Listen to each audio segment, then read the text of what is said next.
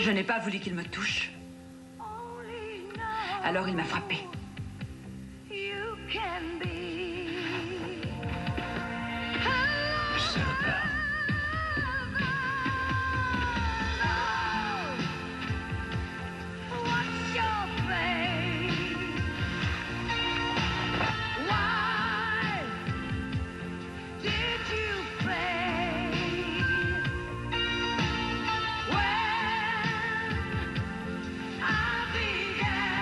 Serre-moi fort.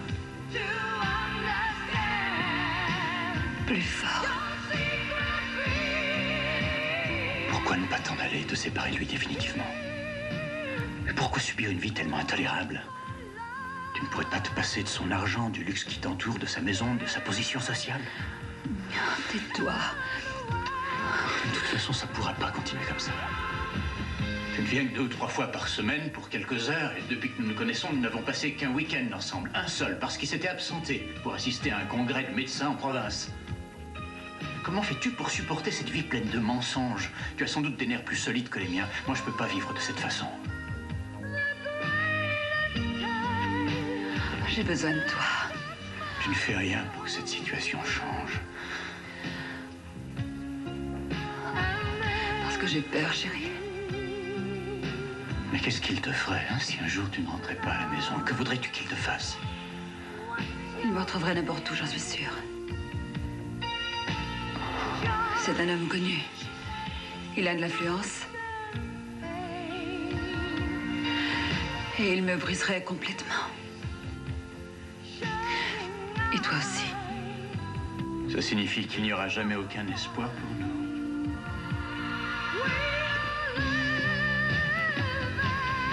Oui. C'est un homme à qui la chance a toujours souri, qui a tout réussi. Il n'acceptera jamais une défaite. Il est beaucoup trop orgueilleux. Il n'est pas Dieu le Père, malgré tout.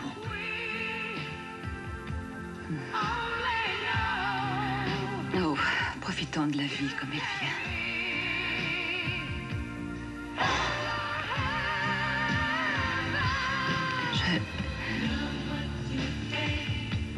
Je n'ai jamais été aussi heureuse qu'avec toi. Peut-être lui arrivera-t-il un malheur. C'est possible qu'il disparaisse.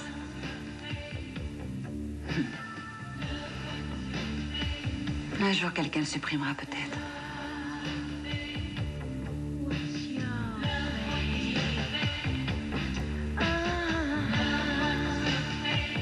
Peut-être le ferai-je moi-même.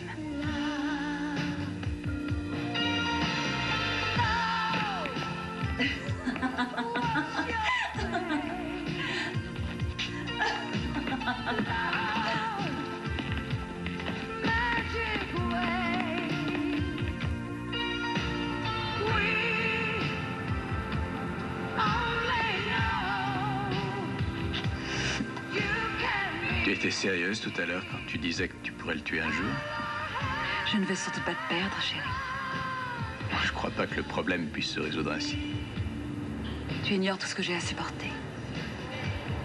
Tu ne peux pas savoir la vie qu'il me fait mener. Tu pourras toujours compter sur moi.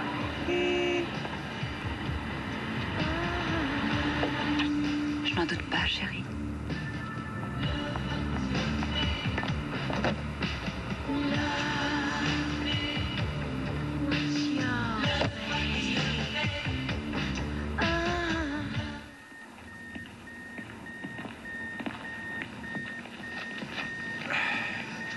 Héparine et dopamine. Arrêtez dans 1 heure précise. Par quoi commençons-nous l'opération demain? Nous commencerons par le thorax. Merci. Faites préparer le patient pour 7 heures. Madame Mesdorf fera l'anesthésie.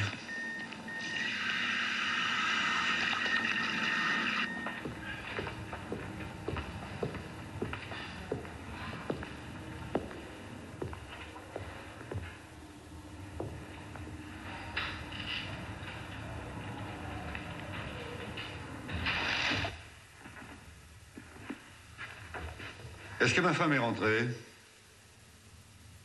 A-t-elle dit à quelle heure elle reviendra à la maison? Bon, je pars de l'hôpital à l'instant. Merci.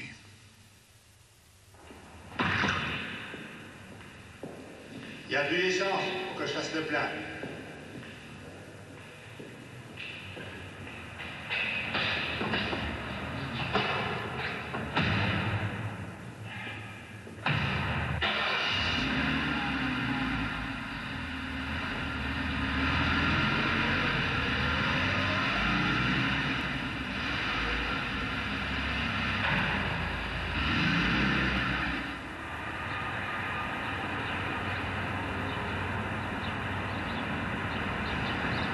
J'ai l'impression qu'il se doute de quelque chose. Ce matin, pour la première fois, il a demandé où je passais mes soirées.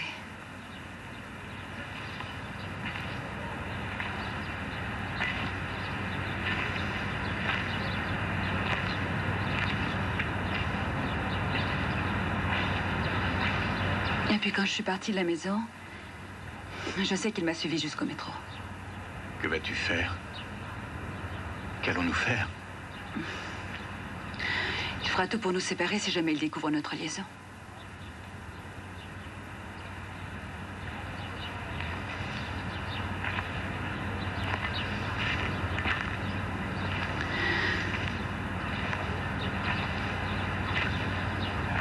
J'en suis convaincue.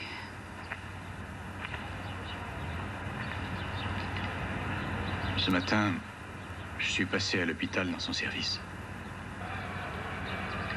Pourquoi? Je voulais le voir, me rendre compte. Je comprends pas comment tu as pu rester marié si longtemps avec lui.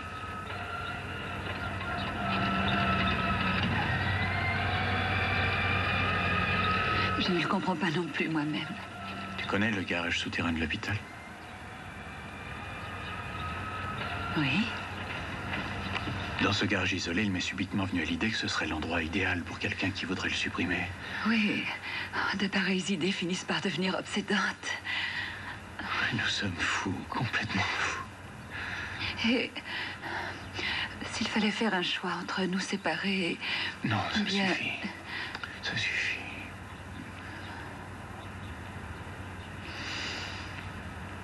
Moi, je n'hésiterai pas. Tu te rends compte de ce que tu dis? Tu serais la première personne qui serait soupçonnée. Si quelqu'un devait prendre cette responsabilité, il faudrait que cette personne soit totalement inconnue de son entourage.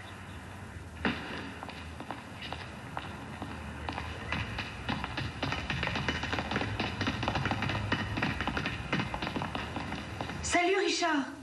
Salut Margaret. Avant, il t'arrivait de venir frapper à ma porte de temps en temps. J'ai beaucoup à faire, beaucoup de travail. Tu as bien souvent de la visite, surtout. Elle t'accapare entièrement, non? Margaret, tu vas pas recommencer. Oh, je voulais juste te dire que je vais déménager. Je cherche un appartement. Je partirai d'ici. Je regrette vraiment, tu sais. Ne te fatigue pas.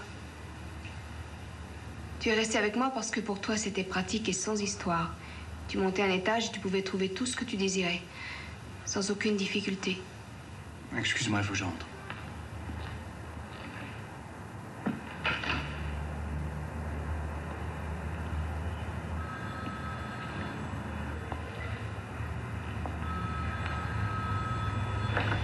Holbeck. Que dis-tu? Mais qu'est-ce qui t'arrive? Bien, d'accord, à 5 heures.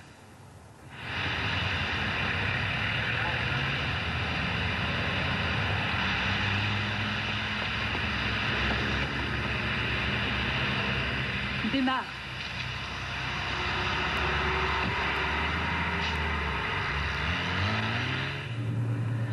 C'est incroyable, il a pris tous mes bijoux. C'est ridicule. Il a dit qu'il me les rendrait le jour où j'accepterais de ne plus faire chambre à part.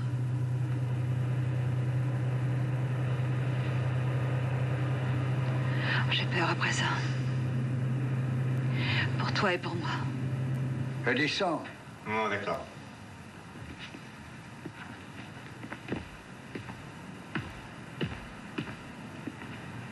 Qui vous a donné mon nom? Qui vous envoie? Un collègue de mon bureau. Adam Kochnik. Ah, suivez-moi.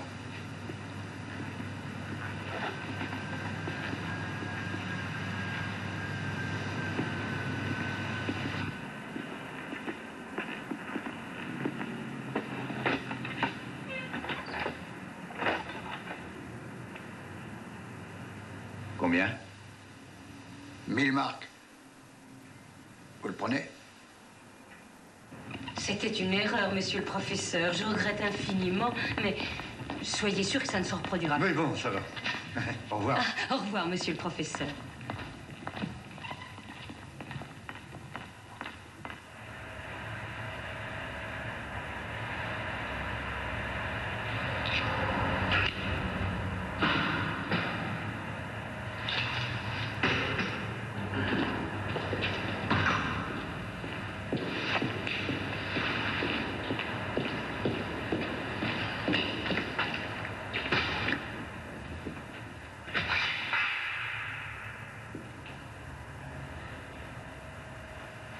Qu'est-ce que vous faites ici?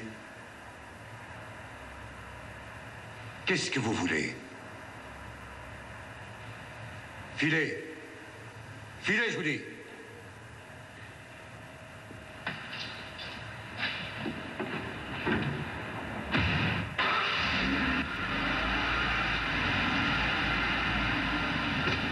Il me semble que je vous ai déjà vu.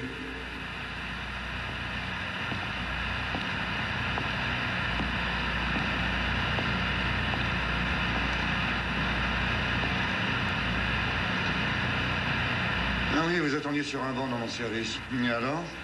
Est-ce que vous êtes malade? Est-ce que vous souffrez? N'êtes qu'un salaud. Un sale type, un salopard!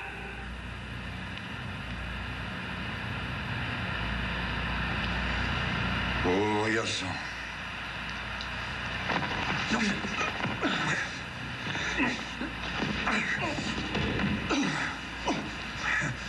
Qu'est-ce que vous me voulez? Qui vous a envoyé? Qu'est-ce que vous me voulez? Espèce de salaud!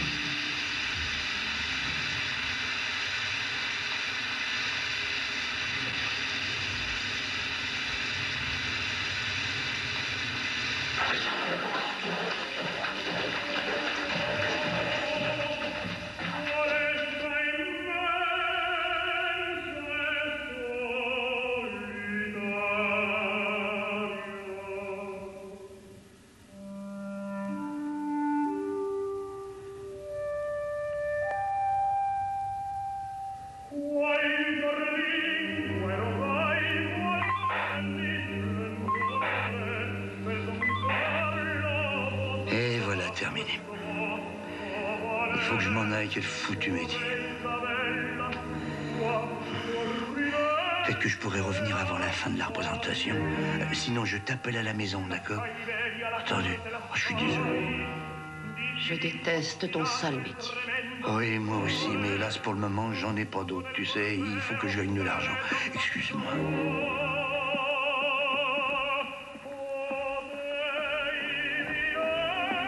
Dites donc, monsieur, oui. Où est-ce que je peux téléphoner? Comment? Téléphoner. Où est-ce que je peux téléphoner? Oui, bien sûr, par ici.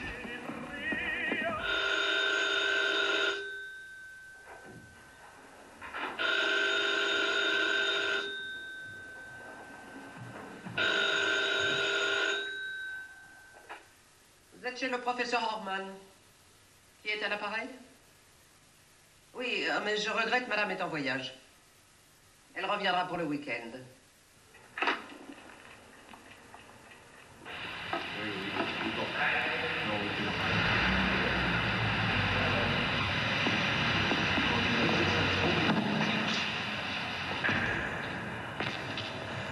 Ce soir, j'avais enfin pu obtenir des places pour l'opéra.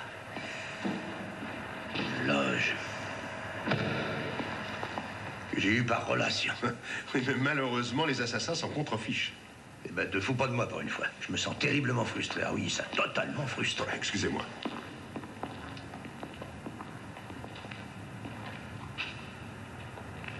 À 1 mètre de sa voiture.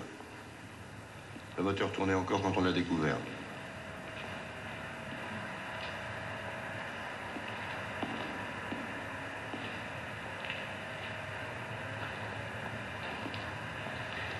Quels sont les premiers indices? Crème crapuleux, vol ou quoi d'autre? Tout était dans ses poches. Porte-cartes, portefeuille, sa montre au poignet. Des témoins? Il y a un infirmier qui est venu au garage. Il a vu un homme qui s'en allait par la porte de derrière. Il a pu donner une description de cet homme? Non. Bien. Allons donc faire un tour à l'hôpital. Peut-être trouverons-nous certaines choses susceptibles de nous aider. C'est par là, à gauche, au premier.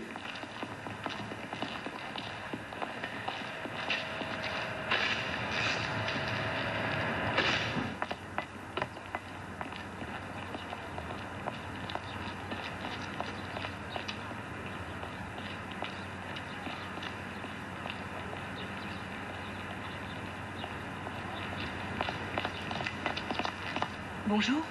Bonjour. Tu es blessé? Pourquoi me demandes-tu si je suis blessé? À cause de ton front? De ta lèvre? Je me suis cogné contre une étagère. Excuse-moi. De rien. Monsieur le professeur Horman avait acheté cette maison il y a 10 ans. Il était grand amateur de musique. Monsieur et madame donnaient souvent des concerts chez eux. Depuis quand êtes-vous dans cette maison, madame Schwert? Ça l'a fait 4 ans. Madame Horman m'a fait venir après la mort de mon mari pour tenir sa maison. Je suis une parente de Madame Horman. Oh, bah alors vous connaissez certainement les relations et les amis que fréquentait la famille chez qui vous vivez. Il recevait souvent et beaucoup de gens connus. Le professeur était heureux d'avoir des invités. Cependant, ces derniers temps, les réceptions ont été plus rares. Ah, pourquoi? Ah, mais, oh, je vous en prie, asseyez-vous. Merci.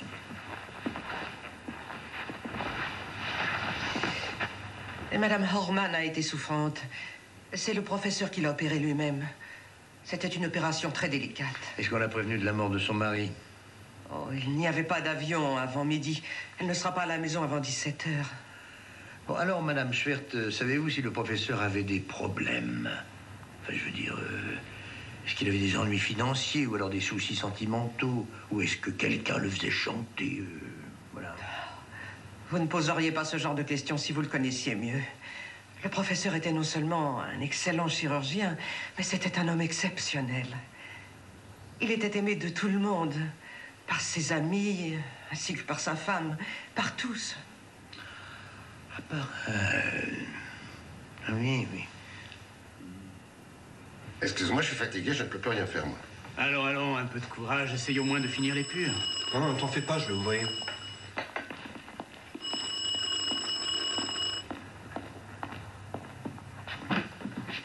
Bonjour. Vous désirez, monsieur? Je voudrais voir monsieur Holbeck. Monsieur Holbeck? Attendez un instant, s'il vous plaît, je vais aller le prévenir immédiatement. Merci.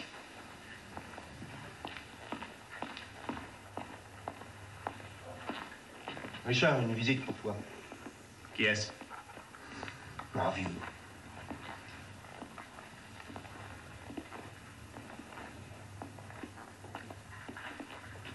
Bien, mais qui est-ce? J'en sais rien, il m'a rien. Un homme âgé. Ah, c'est toi. Mais pourquoi me regardes-tu comme ça? J'ai tellement changé. Non, excuse-moi. Qu'est-ce que tu as à la bouche? Oh, je me suis cogné contre une étagère. Contre une étagère? Oui, dans le noir. Bonjour, père. Bonjour, mon garçon. Tu es bien matinal pour un homme qui aime se lever tard. Je devais aller faire une visite de condoléances. Et comme tu viens si rarement nous voir, j'ai profité de mon court séjour en ville pour passer ici et venir t'embrasser. Oh, si tu savais comme je suis occupé. Oui, je ne te fais pas de reproche. Cognac. Gentil. Maman va bien? Merci. Ta mère est gaie et active. Je suis toujours émerveillé de voir comment elle s'est remise. Alors, comment ça se passe ici? Est-ce que ton affaire marche comme tu veux? Tu as un nouveau collaborateur, je crois. Un homme du Nord. Ah, tiens, c'est là. Il n'avait que 54 ans, le pauvre. Une bien triste histoire. De quoi parles-tu? La vie de décès dans le journal. Le professeur Orman. Je suis passé ce matin voir sa femme pour lui faire la visite de condoléances dont je t'ai parlé. Tu connaissais le professeur Orman? Nous faisions des soirées musicales. C'était un excellent pianiste. Il a eu une fin horrible. Il a été abattu à coups de revolver et personne ne sait pourquoi. Mais qu'est-ce que tu as? Tu rêves ou quoi? J'aimerais trinquer avec toi. Santé, mon garçon. Santé.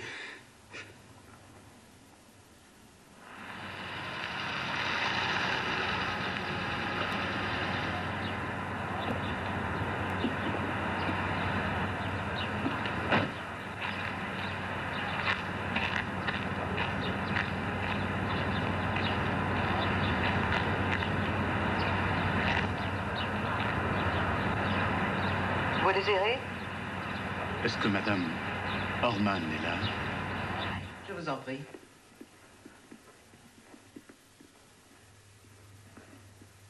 Excusez-moi, mais est-ce que je peux savoir à quel sujet vous désirez la voir? Dites juste à Madame Orman que Richard est là. Richard? Oui.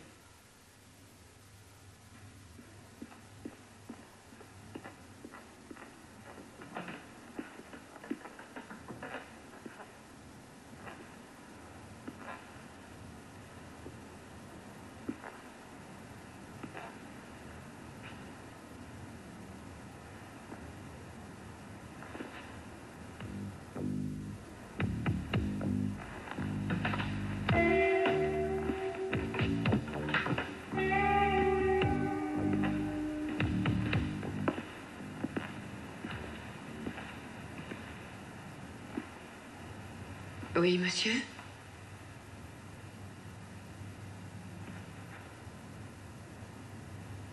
Mais c'est à Madame Orman que je désire parler. C'est moi? Je veux dire, Dorothea, la femme du professeur Orman. Oui. C'est moi, la femme du professeur Orman.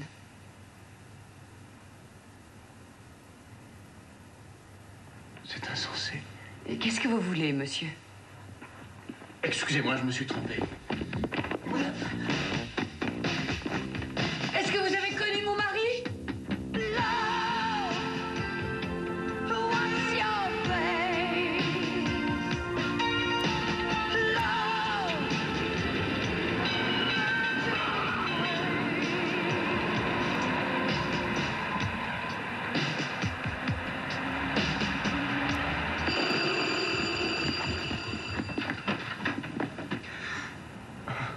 Richard.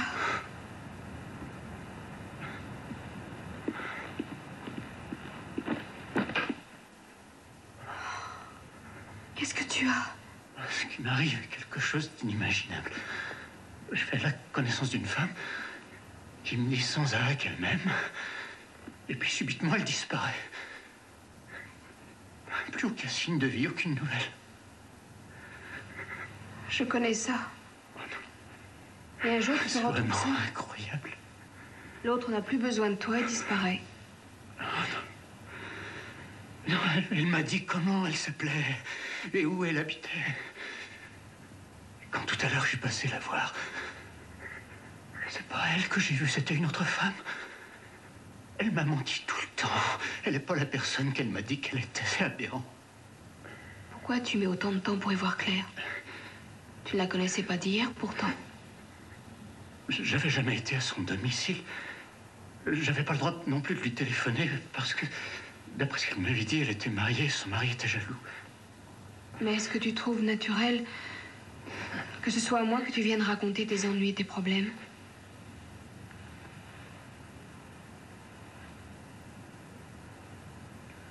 Oui, dans ma vie, il m'est arrivé souvent de voir de près un certain nombre de personnes remarquables.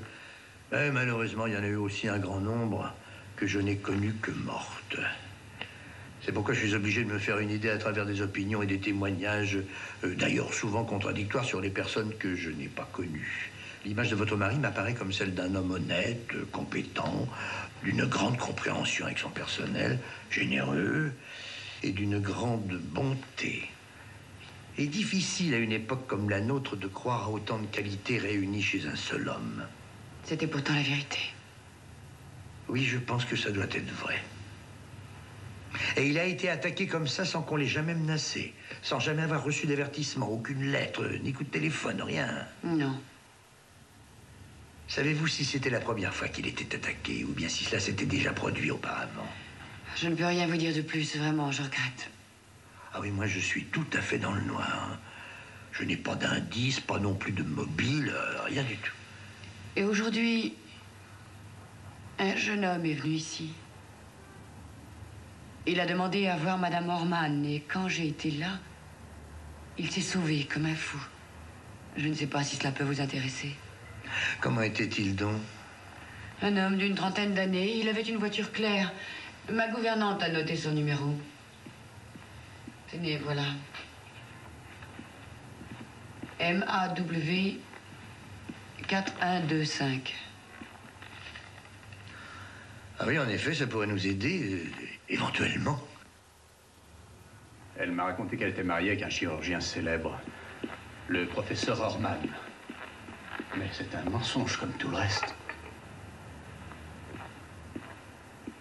Avant-hier, on a tué le professeur. À bout portant.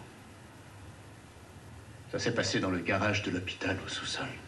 Crois-tu que cette Dorothea y soit pour quelque chose? Je crois seulement qu'elle le haïssait. Je vais ouvrir. Il va pas. C'est moi qui ouvrirai.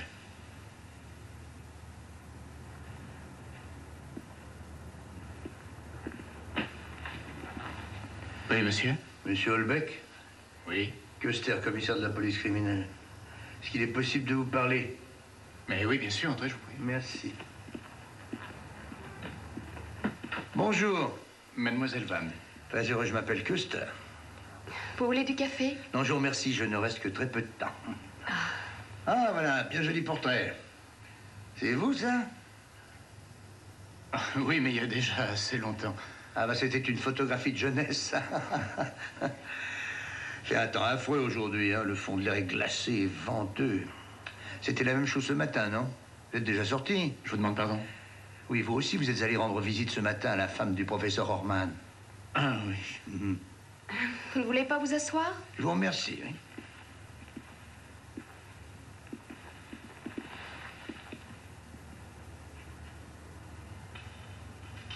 Pourquoi vous êtes allé chez la femme du professeur Orman? J'ai appris que son mari avait été abattu et j'ai voulu lui présenter mes condoléances, commissaire. Ah, mais en général, il me semble qu'on va présenter des condoléances à des amis, à des parents. Mais Madame Orman m'a certifié qu'elle ne vous connaissait absolument pas. Le professeur Orman était un vieil ami de ma famille. Il faisait de la musique avec mon père. C'est lui qui m'a demandé d'aller dire quelques mots à Madame Orman. Mais pourquoi, avant de pouvoir dire ces quelques mots de condoléances, vous vous êtes sauvé de la maison à toute vitesse, hein? Mais quand j'ai vu Madame Orman en deuil et si affligée, je n'ai pas su ce que j'allais lui dire. Je me suis senti mal tout à coup. Vous êtes senti mal, quoi. Bien que vous n'ayez encore jamais vu cette dame. Mais vous saviez que le professeur Orman avait été abattu? C'était écrit dans le journal. Ah bon, ainsi vous m'avez donné l'explication de votre visite qui m'avait l'air étrange, monsieur Holbeck. Est-ce que je peux me permettre de revenir vous poser d'autres questions? Je vous fais du café. D'accord, c'est ça, vous me faites du café, oui, merci. Ah, j'ai encore une petite chose. Est-ce que vous avez eu quelques ennuis? Comment? On dirait que vous vous êtes battu. C'est vrai, ça? Non, je me suis cogné contre une étagère. Contre une étagère? Dans l'obscurité. Ah, ça fait mal, ça, hein? Merci, allez, au revoir. Au revoir.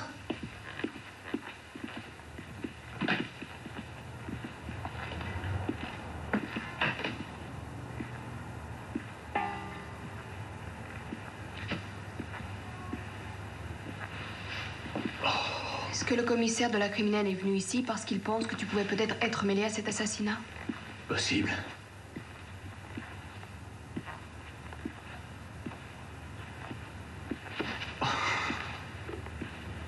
Et tu as quelque chose à voir dans cette histoire? Je t'en prie, arrête. Je ne veux pas arrêter, je veux savoir la vérité maintenant. Tu m'as dit qu'elle s'était servie de toi. Tais-toi, tu ne vois donc pas que je suis à bout? Pourquoi s'était servie de toi? Je t'en prie, dis-le-moi. Je ne veux que t'aider, tu le sais bien. Elle m'a dit que son mari, le professeur Orman, l'a torturée, qu'elle menait une vie infernale. Elle me l'a tellement dit et redit je ne sais combien de fois. Je pensais qu'il fallait qu'elle en soit débarrassée. Tu as tué Roman? Oui.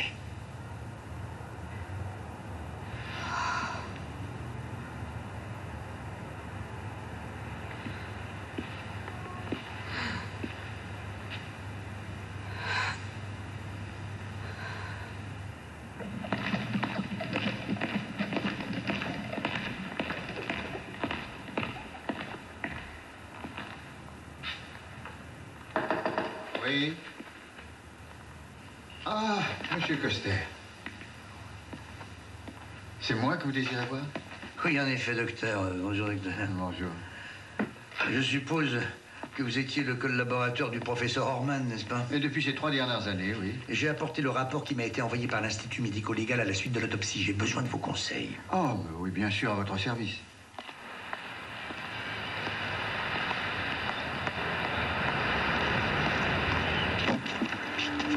Dorothea! What's your face? Love, magic ways. We only know you can be.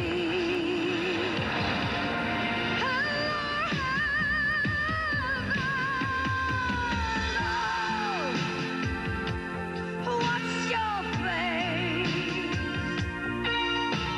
Why did you fail? Est-ce que votre mari possédait une chasse? Est-ce que cette question est importante pour votre enquête? Elle pourrait peut-être bien le devenir. Non. Mais nous étions très souvent invités à la chasse. Après l'examen du corps de votre mari par nos médecins légistes sur son omoplate gauche, ils ont découvert une cicatrisation qui n'était pas encore complètement achevée. Alors que d'après le rapport des médecins, il est écrit ou bien que la plaie s'est rouverte ou bien que cette opération a eu lieu il y a pas bien longtemps. Il va y avoir bientôt 1 an qu'il a été blessé. Dans le service chirurgical dont votre mari était le grand patron, un de ses collègues l'a opéré aussitôt pour lui extraire la balle qu'il avait dans le bras. C'est alors qu'il nettoyait un fusil que la balle est partie accidentellement. Ah, ça, c'est ce que votre mari racontait comme histoire à ses collègues médecins. Mais d'autre part, nous avons nos médecins légistes qui ont constaté que l'on suit la trajectoire de la balle partant de la clavicule pour atteindre le muscle deltoïde de haut en bas, ce qui est assez étrange. Alors permettez-moi de vous dire que votre mari devait tenir son fusil de bien curieuse façon, madame. Je ne peux rien vous dire. Je n'étais pas à la maison ce jour-là. J'en ai parlé longuement tout à l'heure avec notre principal expert en armes à feu. Il a été formel. Il dit que c'est une autre personne qui a tiré sur votre mari, que ce n'était pas accidentel. Il pense que votre mari a dû être atteint dans la position assise, dans une voiture, peut-être bien. Et la personne qui a tiré ne devait pas être à plus de 2 ou 3 mètres de lui. Ce qui expliquerait sans doute la direction du tir, ce qui sinon serait inexplicable.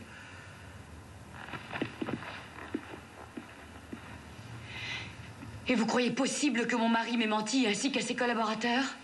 Si vous me posez la question de cette façon, je dirais oui.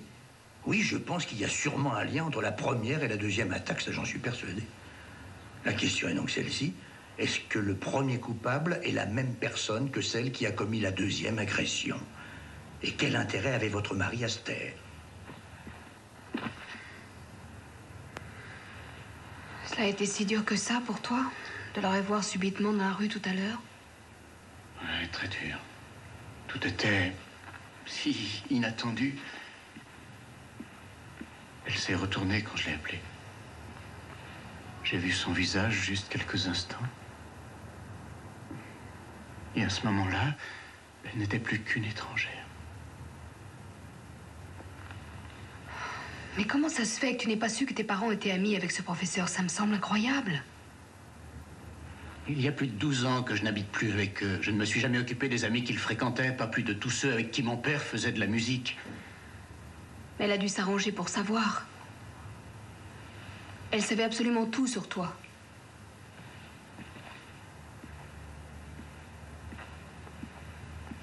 J'ai toujours désiré votre rupture. J'ai toujours désiré que ça se termine entre vous pour toujours. Mais je n'aurais jamais voulu que ça se finisse comme ça.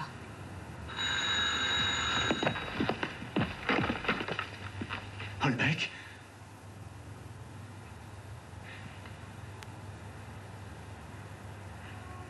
Dorothea.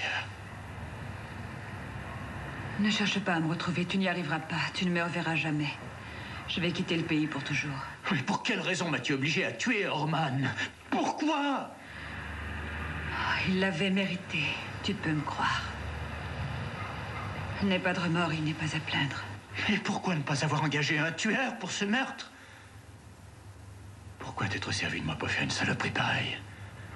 Demande-le à ton père. Il est au courant.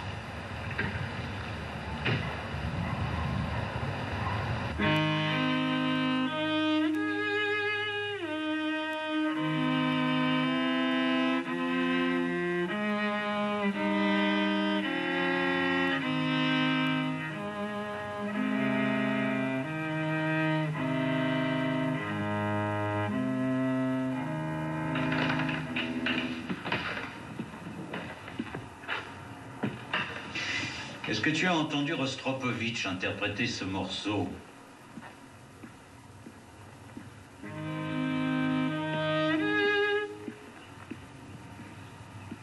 Connais-tu une jeune femme mince, brune, 35 ans, qui s'appelle Dorothea? J'ai essayé de dessiner son visage. C'est une de tes amies? Elle l'était. Elle est très belle. Elle est responsable de la mort du professeur Orman. Elle est arrivée à convaincre un malheureux fou qu'il devait la battre. Et ce pauvre idiot, ce fou, c'est moi.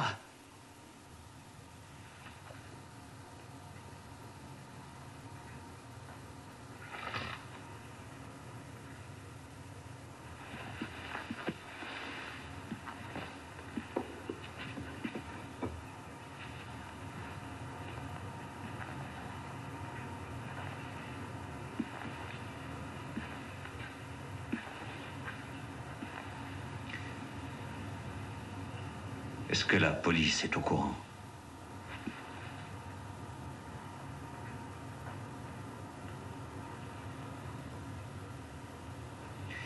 Mais qu'est-ce qui va se passer? Tu as idée de ce qui va t'arriver? Pourquoi voulait-elle qu'il meure? Il a dû faire quelque chose. Le professeur Orman était un homme d'une grande honnêteté. Il n'a fait que du bien. Il est venu en aide à tous ceux qui l'ont sollicité. Il soignait ses malades sur le même pied d'égalité, ceux qui avaient de l'argent comme ceux qui n'en avaient pas. Quelque chose, sais-tu ce que c'était? Nous, on faisait de la musique ensemble. Nos relations n'allaient pas plus loin. Il a fait quelque chose, c'est certain. Non! Père, je t'en prie, aide-moi, je t'en prie. Mais je ne peux pas t'en dire plus que je ne sais.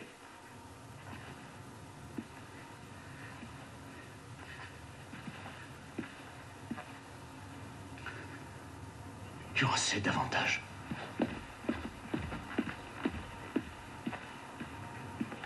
Richard.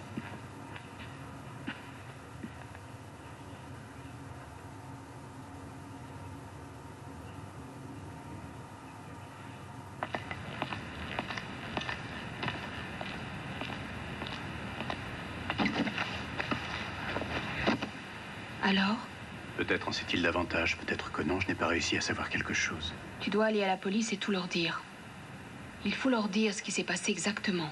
Je suis pas assez fou pour me laisser mettre en prison. Et si tu te dénonces et si tu leur expliques tout très clairement, peut-être te croiront-ils et ta peine sera moins lourde. C'est la seule chance que tu aies pour t'en sortir. Je t'en prie, vas-y.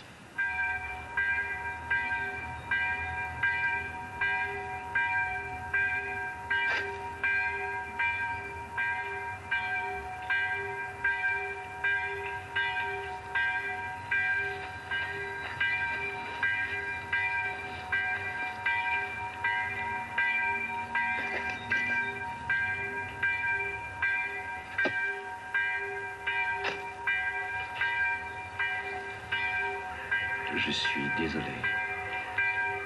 Vous avez beaucoup fait pour lui. Oui, peut-être un peu trop. En commettant cet acte, vous avez voulu l'aider à se libérer d'une union qu'elle vous disait être horrible. Mais elle n'a fait que se servir de vous pour exécuter son plan prémédité, monsieur Holbeck. Oui? Oui, vous connaissez cette personne. Dans un petit restaurant à côté de mon bureau. J'y vais assez souvent, surtout pour déjeuner. Alors racontez-moi tout depuis le début. Un jour à midi, elle est entrée dans ce restaurant. Bien. Est-ce que vous vous souvenez de la date?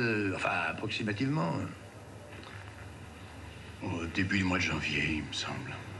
Elle s'est assise à côté de la fenêtre et puis elle a commandé un plat. Ensuite, elle n'a regardé ni à droite ni à gauche. Une semaine plus tard, elle est revenue, c'est-à-dire qu'elle était déjà là quand je suis arrivé. Elle m'a fait un petit signe de tête et en s'en allant, elle m'a souri. Je souhaitais vivement qu'elle revienne. Et en effet, le jour suivant, elle était à nouveau là. Je lui ai demandé si elle permettait que je vienne m'asseoir à sa table. À partir de ce jour, tout est allé très vite. Elle est venue chez moi, où nous sommes aimés. Elle m'a dit que jamais un homme ne l'avait rendue aussi heureuse. Et moi, je n'avais encore jamais vécu quelque chose d'aussi beau. Quand vous a-t-elle dit pour la première fois qu'elle était mariée? Au cours de sa deuxième visite. Elle a dit que son mari ne lui laissait pas une minute de libre? Qu'il la maltraitait au physique et au moral? Oui, petit à petit, elle m'en a parlé. Et puis de plus en plus à chaque fois. Elle revenait sur le même sujet sans arrêt. Ça devenait une obsession. Et à force de l'entendre répéter la même chose, vous avez cru qu'il fallait la libérer d'un mari qui la maltraitait, c'est bien ça? L'amour. Assez capable de pousser n'importe qui jusqu'à la folie. C'est à peu près ce que Goethe a dit. Je suis obligé de vous arrêter, monsieur Holbeck, vous le saviez. Prévenez mes parents, s'il vous plaît, ainsi que mon ami. Mais oui, rassurez-vous, ce sera fait. Et un peu par là, toi. Vous avez un indice quelconque qui pourrait nous permettre de retrouver cette personne? Réfléchissez-y, monsieur Holbeck. Allez voir, s'il vous plaît.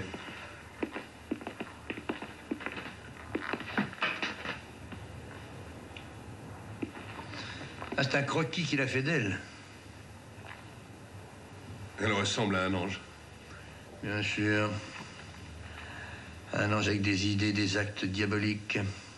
Fais-moi tirer 20 copies de ce croquis.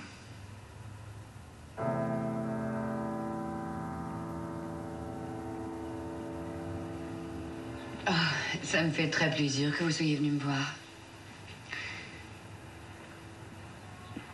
Chère Madame Orman. Asseyez-vous. La dernière fois que vous avez vu mon mari ici, je me souviens des grands projets que vous aviez faits. Vous deviez partir ensemble à Salzbourg pour le festival. Je viens de me rendre à l'instant sur sa tombe. Je lui ai demandé de m'accorder son pardon.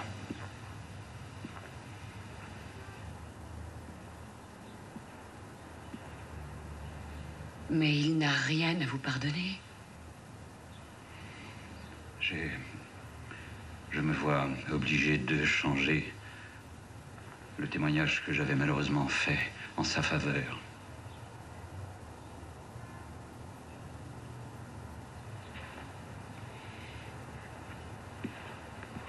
Mais vous allez détruire sa réputation d'honnête homme. Vous ne l'ignorez pas. Il est mort. On peut aussi détruire la réputation d'un mort. Vous le savez. La réputation et l'avenir des vivants comptent aussi. Et mon propre fils a besoin de mon aide. Mon avocat a l'intention de plaider la légitime défense. Quand je me suis trouvé devant Orman, je n'ai plus su quoi faire, j'ai pas le courage de le tuer. À cet instant, j'étais incapable. Ce n'est qu'ensuite, quand la bagarre a commencé, que j'ai pu... Je crois que jamais j'oublierai la vision épouvantable de cet homme par terre. Et qui avait l'air mort. Oh, c'est affreux, comment je pu faire ça? Je pense souvent que cette histoire n'est qu'un horrible cauchemar. Quand tu descendais avec elle la nuit, je me suis souvent penchée à ma fenêtre pour te voir. Arrivée dans la rue, tu la tenais dans tes bras et tu l'embrassais encore. Ensuite, elle prenait un taxi à la station. Elle ne voulait jamais que je la raccompagne jusqu'à chez elle parce Qu'est-ce que tu as?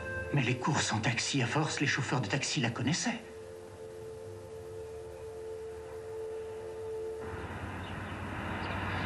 C'est à cette station que cette dame prenait souvent une voiture? Oh, non. Je vois pas qui c'est. Elle est venue souvent prendre un taxi ici? Oh, je la remets pas. Je vous remercie. Pas de quoi. Vous venez souvent stationner à cette place? Oui, ça m'arrive.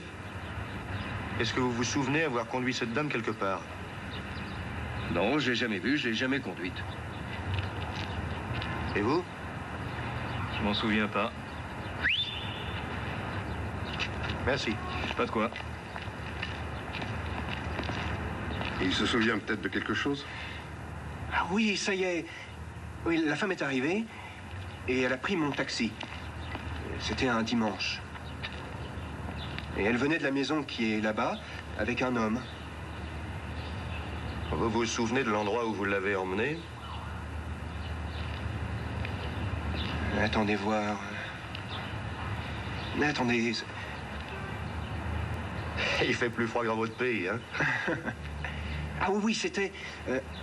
c'était Baldurstrasse.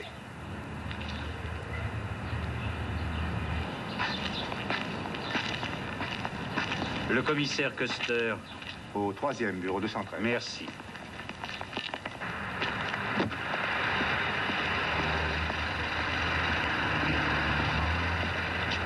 La femme a payé la course et elle est descendue. Où est-ce qu'elle est allée? Ça, j'en sais rien. Je suis reparti tout de suite. Vous me faites une fiche, s'il vous plaît?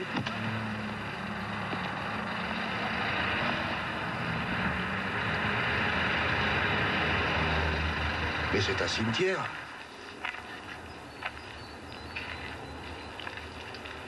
Oui, en effet, je m'en souviens. Elle vient souvent ici. Elle paraît environ une trentaine d'années. Avez-vous remarqué si elle allait sur une tombe précise? Oh, je n'ai pas fait attention. Mais je l'ai vue souvent prendre cette direction. Et en général, elle apporte des fleurs en bouquet ou bien en pot. Bien. Merci.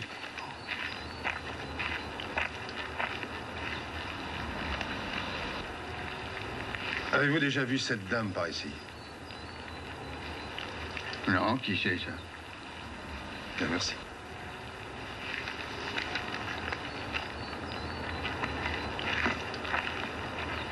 Notre Père, qui est aux cieux, que votre volonté soit faite sur la terre comme au ciel. Je l'avais déjà remarqué, surtout quand la tombe était encore fraîche, parce qu'elle restait là pendant des heures. La croix n'a été mise en place que depuis 3 mois. Où est cette tombe? Là? Michael, 1973-1980. Un enfant? Ainsi, avec le professeur Orman, vous faisiez de la musique. Oui, nous faisions de la musique et nous parlions aussi beaucoup de littérature, de peinture. Nous avions bien des goûts en commun. Oui. Voilà, près de 6 mois, Orman est venu chez moi. Il m'a demandé, il m'a supplié de lui rendre service. Quel genre de service? Je devais faire un témoignage. Il me fallait déclarer que j'avais passé une bonne partie d'une certaine soirée avec le professeur Orman, et pour être plus précis, de 20h à minuit. Et vous avez témoigné comme il vous l'a demandé? Devant la police. Mais c'était un faux témoignage. Oui.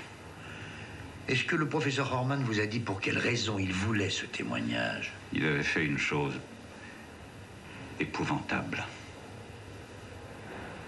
Et votre témoignage lui a servi à cacher ce qu'il avait fait. Excusez-moi. Oui, Custer, qu'est-ce qui se passe? On a appris par l'administration du cimetière qui paie pour la tombe. C'est une certaine Rosemary Balzer, Eldingerstrasse au 36. Nous sommes devant chez elle en voiture. Dans 2 minutes, nous en saurons plus. Nous vous rappellerons aussitôt. Terminé. Ne bouge pas de la porte principale. Je vais entrer par derrière. T'as entendu?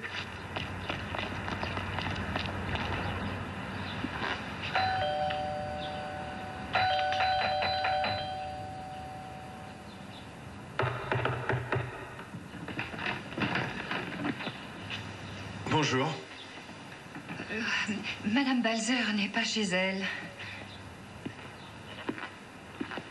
Savez-vous quand elle est partie de chez elle? Il y a 1 heure. Vous savez depuis quand Madame Balzer habite ici, madame? Oh, il y a peu de temps que moi-même je suis ici. Ça fait quelques mois, mais elle m'a dit qu'elle s'était mariée dans cette maison. Depuis combien de temps environ? Oh, ça doit faire 30 ou 35 ans, je crois. Excusez-moi, je suis inspecteur de la police criminelle. Ah bon? Acceptez-vous de m'aider? Est-ce que sur ce dessin, vous reconnaissez Madame Balzer? Oh non, oh non, celle-ci est une très jeune femme. Madame Balzer a plus de 60 ans. Est-ce qu'elle vous a dit où elle allait par hasard? Oui, à l'aéroport. Sa fille s'en va à l'étranger. À l'aéroport. Merci, au revoir. Et merci encore.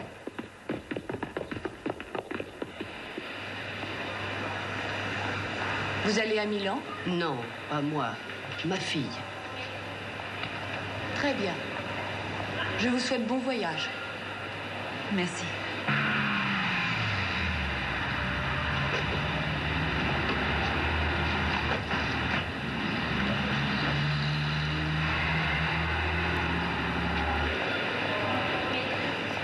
Tu iras souvent au cimetière, tu le promets? Aussi souvent que je pourrai, oui. Dès que j'aurai emménagé dans un appartement, tu viendras avec moi.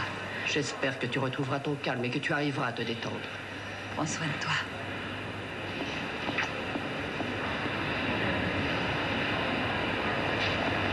Au revoir. Au revoir.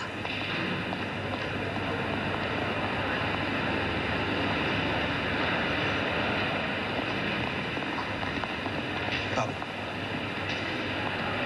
Bonjour. Bonjour. Beaucoup de travail? Ça va? Bonjour, pouvez-vous faire une annonce pour nous? Oui, bien sûr, monsieur. Est-ce que vous préférez fumeur ou non-fumeur? Oh, non-fumeur, je vous prie. Votre embarquement est immédiat. Oui, merci. Madame Rosemary Balzer est priée de se présenter au bureau de renseignement. Madame Rosemary Balzer est priée de se présenter au bureau de renseignement.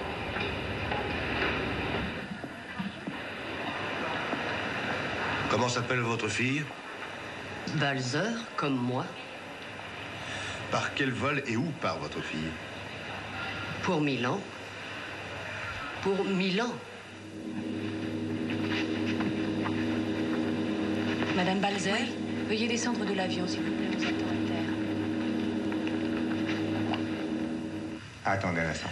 Monsieur Holbeck, est-ce cette femme qui vous a dit être Dorothea Horman, la femme du professeur George Horman qui a été tué récemment? Oui. Reconnaissez-vous avoir entraîné Monsieur Holbeck dans une liaison amoureuse afin de le pousser à commettre un meurtre sur la personne du professeur George Horman, chirurgien bien connu? Oui, je vais vous expliquer pourquoi.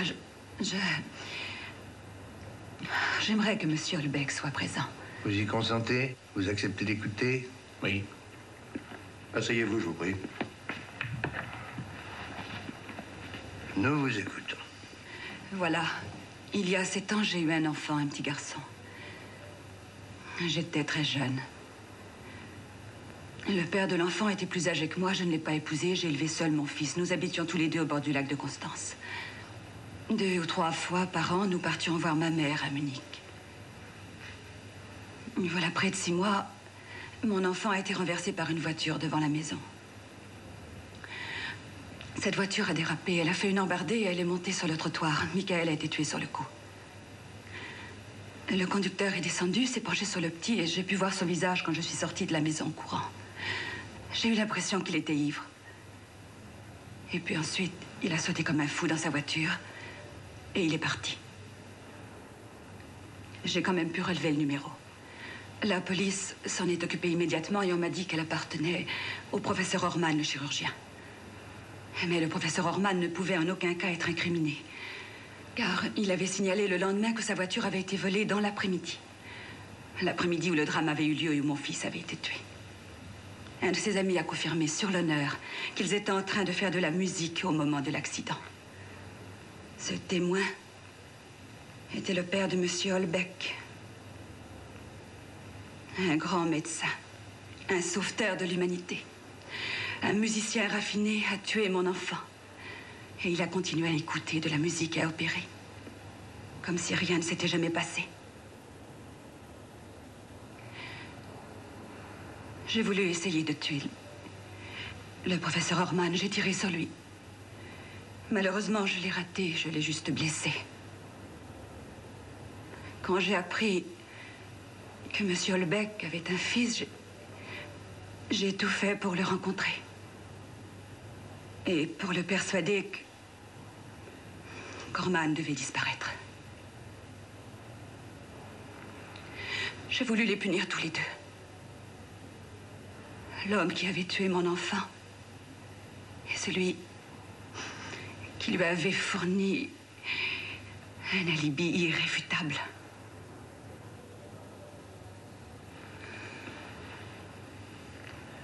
Je respecte votre douleur en tant que mère. Mais vous n'êtes pas un Dieu vengeur et vous n'êtes pas non plus la loi. Êtes-vous satisfaite de ce meurtre que vous avez fait commettre et qui ne vous rendra pas votre fils? Avez-vous autre chose à dire, Madame Balzer? Remets-la au garde. Venez.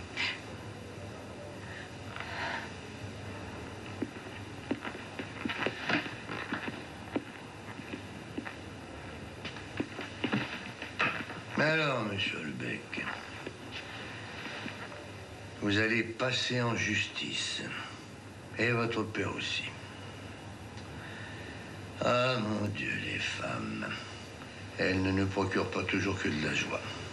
Parfois, le mal qu'elles nous font est dur à supporter. Mais ceci n'est pas de Goethe.